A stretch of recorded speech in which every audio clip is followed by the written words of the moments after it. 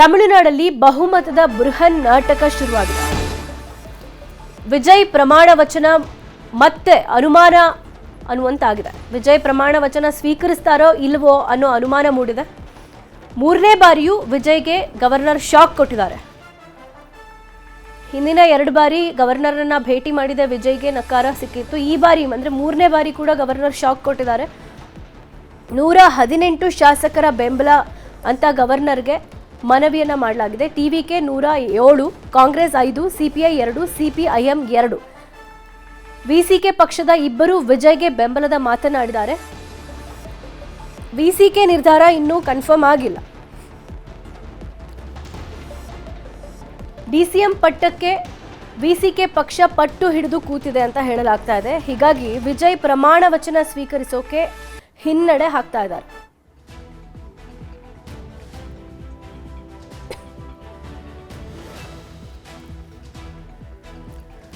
ಈ ಬಗ್ಗೆ ಹೆಚ್ಚಿನ ಮಾಹಿತಿ ಕೊಡ್ತಾರೆ ನಮ್ಮ ರಿಪೋರ್ಟರ್ ಕೃಷ್ಣ ದೂರವಾಣಿ ಸಂಪರ್ಕದಿಂದ. ಕೃಷ್ಣ, ಬಹುಮತವನ್ನ ಸಾಧಿಸಬೇಕು ಅನ್ನುವಂಥ ಗವರ್ನರ್ ಮಾತಿಗೆ ಈಗ ವಿಜಯ್ ಸಂಕಷ್ಟಕ್ಕೀಡಾಗಿದ್ದಾರೆ.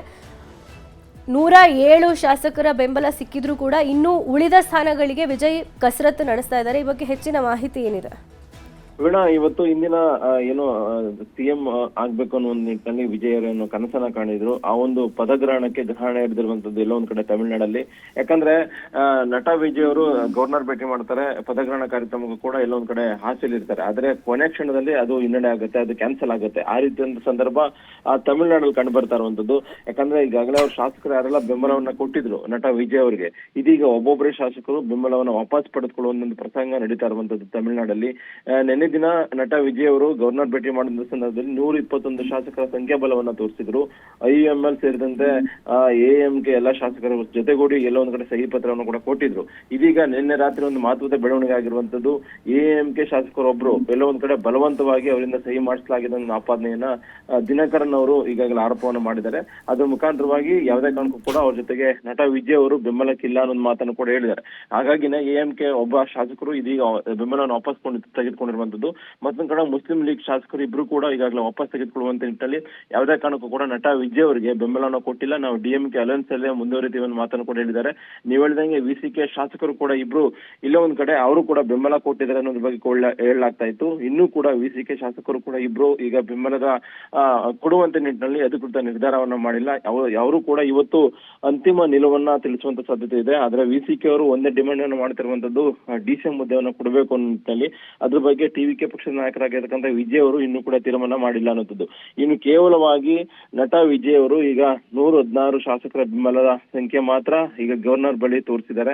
ಹಾಗಾಗಿನೇ ಗವರ್ನರ್ ರಾಜೇಂದ್ರ ವಿಶ್ವನಾಥ್ ಅರ್ಲೇಕರ್ ಅವರು 116 ಶಾಸಕರ ಸಂಖ್ಯೆ ಬೆಲೆ ತೋರಿಸಿರ್ತಕ್ಕಂಥ ಸಂದರ್ಭದಲ್ಲಿ ಎಲ್ಲೋ ಒಂದ್ ಕಡೆಗೆ ಸರ್ಕಾರ ರಚನೆಗೆ ಇನ್ನೂ ಕೂಡ ಗ್ರೀನ್ ಸಿಗ್ನಲ್ ಕೊಟ್ಟಿಲ್ಲ. 2 ಸಾರಿ ಭೇಟಿ ಮಾಡಿದ ಸಂದರ್ಭದಲ್ಲಿ ಗವರ್ನರ್ ಅವರು ಎಲ್ಲೋ ಒಂದ್ ಕಡೆಗೆ ಒಂದಷ್ಟು ಮಾಧ್ಯಮ ಪ್ರಕಟಣೆ ಕೂಡ ಹೊರಡಿಸೋದ್ರ ಮುಖಾಂತರವಾಗಿ ಸ್ಪಷ್ಟನೆ ಕೊಡ್ತಾ ಇದ್ರು. ಆದ್ರೀಗ 3ನೇ ಭೇಟಿ ಮಾಡಿದ ಸಂದರ್ಭದಲ್ಲಿ ಸಾಕಷ್ಟು ಗೊಂದಲ ಇದೆ. ಹಾಗಾಗಿ ಗವರ್ನರ್ ಕೂಡ ಎಲ್ಲ ಒಂದ್ ಕಡೆಗೆ ಮುಖ್ಯವಾಗಿ ಅಂದ್ರೆ ಗ್ರೀನ್ ಸಿಗ್ನಲ್ ಕೊಡುವಂತ ನಿಟ್ಟಿನಲ್ಲಿ ಕೂಡ ಮುಂದಾಗಿಲ್ಲ. ಇದ್ರ ಬಗ್ಗೆ ಒಂದ್ ಕಡೆ ಗವರ್ನರ್ ಗೊಂದಲಕ್ಕೆ ಸಿಲುಕುವಂತ ಒಂದು ಬೆಳವಣಿಗೆ ತಮಿಳುನಾಡಲ್ಲಿ ನಡೀತಾ ಇರುವಂತದ್ದು. ಮತ್ತೊಂದ್ ಕಡೆ ಟಿವಿಕೆ ಪಕ್ಷದ ಶಾಸಕರು ಕೂಡ ಸಾಕಷ್ಟು ವಿಶ್ವಾಸವನ್ನು ವ್ಯಕ್ತಪಡಿಸ್ತಿದ್ದಾರೆ. ಇವತ್ತೇ ನಟ ವಿಜಯ್ ಅವರು ಮುಖ್ಯಮಂತ್ರಿಗಳಾಗಿ ಪದಗ್ರಹಣ ತೆಗೆದುಕೊಳ್ತಾರೆ, ಅವರೇ 5 ವರ್ಷಗಳ ಕಾಲ ಆಡಳಿತ ನಡೆಸ್ತಾರೆ ಅನ್ನೋ ಮಾತನ್ನು ಕೂಡ ಹೇಳ್ತಾ ಇದ್ದಾರೆ. ಅದಕ್ಕೆ ಪೂರಕವಾದ ಯಾವುದೇ ರೀತಿಯಿಂದ ಒಂದು ಬೆಳವಣಿಗೆ ಟಿವಿಕೆ ಪಕ್ಷದಿಂದ ನಡೀತಾ ಇಲ್ಲ. ಮತ್ತೆ ಇಷ್ಟೆಲ್ಲ ಬೆಳವಣಿಗೆಗಳಾಗ್ತಾ ಇದ್ರು ನಟ ವಿಜಯ್ ಅವರು ಎಲ್ಲೂ ಕೂಡ ಮಾತಾಡ್ತಾ ಇಲ್ಲ. ಇದ್ರ ಜೊತೆಗೆ ಬಹಳ ಪ್ರಮುಖವಾಗಿ ನಟ ವಿಜಯ್ ಅವರ ಅಭಿಮಾನಿಗಳು ಅದ್ರ ಜೊತೆಗೆ ಕಾರ್ಯಕರ್ತರು ಬೆಂಬಲಿಗರು ಎಲ್ಲರೂ ಕೂಡ ಓದಲ್ ಬಂದಲ್ಲಿ ಪ್ರತಿಭಟನೆಯನ್ನು ಕೂಡ ಮಾಡ್ತಾ ಇದ್ದಾರೆ. ಹಾಗಾಗಿನೇ ಈಗ ಏನು ಇಷ್ಟೆಲ್ಲ ಡಿಲೇ ಆಗ್ತಾ ಇದೆ, ಇವತ್ತು ಕೂಡ ತಮಿಳುನಾಡಿನ ಚೆನ್ನೈಲಿ ಇಡೀ ತಮಿಳುನಾಡಿನಾದ್ಯಂತ ಎಲ್ಲೋ ಒಂದ್ ಕಡೆ ಒಂದಷ್ಟು ಪ್ರತಿಭಟನೆ ಕೂಡ ಜರುಗುವಂತ ಸಾಧ್ಯತೆ ಕೂಡ ಈಗಾಗಲೇ ಹೆಚ್ಚಿರುವಂತದ್ದು. ಮಹತ್ವದ ಬೆಳವಣಿಗೆಯಲ್ಲಿ ಮತ್ತೊಂದು ವೀಣಾ ಪ್ರಸಂಗ ಏನು ಅಂತಂದ್ರೆ, ಕಾಂಗ್ರೆಸ್ನ 5 ಶಾಸಕರು ಕರ್ನಾಟಕದ ಬೆಂಗಳೂರಿಗೆ ಇದೀಗ ಶಿಫ್ಟ್ ಆಗಿದ್ದಾರೆ ಅನ್ನೋದು ಕೂಡ ಹೇಳಲಾಗ್ತಾ ಇರುವಂತದ್ದು. ಯಾಕಂದ್ರೆ 5 ಶಾಸಕರು ಕೂಡ ನಟ ವಿಜಯ್ ಅವರಿಗೆ ಬೆಂಬಲವನ್ನ ಕೊಟ್ಟಿದ್ರು.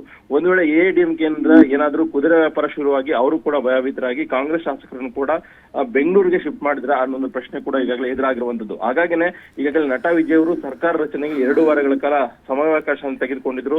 ಈಗಾಗಲೇ ಅವರ ಅವಕಾಶ 1 ವಾರಗಳಿಗೆ ಬಂದು ಮುಗಿತಾ ಇದೆ. ಇನ್ನು ಕೇವಲವಾಗಿ 1 ವಾರಗಳಿದೆ.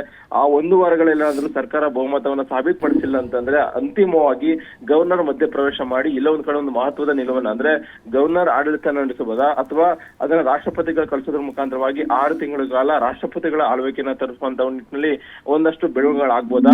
ಅದ್ರ ಜೊತೆಗೆ ಅದಾದ ನಂತರವಾಗಿ ಮತ್ತೊಮ್ಮೆ ಮರುಚುನಾವಣೆ ಆಗುತ್ತಾ ಅನ್ನೋ ಒಂದು ಚರ್ಚೆ ಇದೀಗ ತಮಿಳುನಾಡಾದ್ಯಂತ ಒಂದು ದೊಡ್ಡ ಮಟ್ಟದ ಚರ್ಚೆ ಗ್ರಾಸವಾಗಿರುವಂತದ್ದು. ಇದ್ರ ನಡುವೆ ಡಿಎಂಕೆ ಮತ್ತೆ ಎಡಿಎಂಕೆ ಪಕ್ಷಗಳು ಕೂಡ ಒಂದಿಷ್ಟು ತಮ್ಮದೇ ಆದಂತಹ ಕಾರ್ಯತಂತ್ರಗಳನ್ನ ಮಾಡ್ತಾ ಇದೆ.